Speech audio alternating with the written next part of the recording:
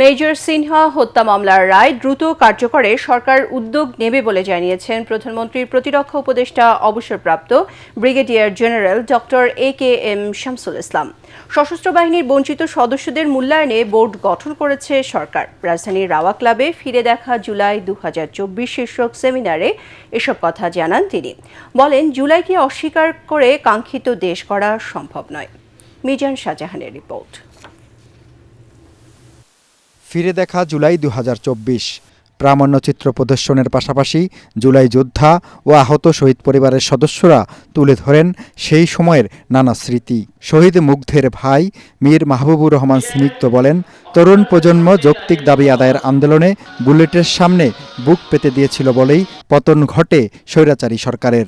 Bullet যখন মুগ্ধর গায়ে লেগেছে, আবু সাইদের গায়ে লেগেছে, এই বুলেটটি শুধুমাত্র মুগ্ধ আবু সাইদের গায়ে লাগেনি, এই বুলেটটি সকল মায়ের, এই দেশের সকল মায়েদের গায়ে লেগেছে।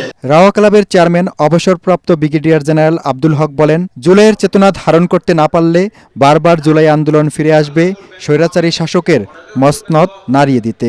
আমাদের এই জুলাই, এটার যে মহিমা, এটার যে কৃতিত্ব, সেটা যদি আমরা বুকে পিঠে ধারণ করতে না পারি, জাতিতে বারবার জুলাই ফেরত আসবে। প্রধানমন্ত্রীর প্রতিরক্ষা উপদেষ্টা অবসরপ্রাপ্ত brigadier general doctor AKM Shamsul Islam জানান, মেজর সিনহা বিডিআর মামলাসহ গুম খুনের বিচারের রায় দ্রুত কার্যকরে সরকার বদ্ধপরিকর।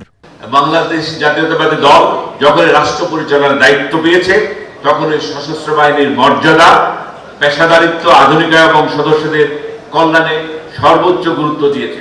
সশস্ত্র বাহিনীর জন্য জুলাইয়ের চেতনা ধারণ করা অর্থ হল বাহিনীকে একটি পেশাদার, রাজনীতি নিরপেক্ষ ও জনমুখী প্রতিষ্ঠান হিসেবে গড়ে তোলা। কোনো রাজনৈতিক দল জুলাইকে নিজেদের সম্পত্তি হিসাবে কুক্ষিগত করার হীন উদ্দেশ্যে নানা ধরনের বয়ান তৈরি করছে বলে ক্ষোভ জানান বক্তারা। মিজান শাহজাহান, ATN বাংলা, ঢাকা।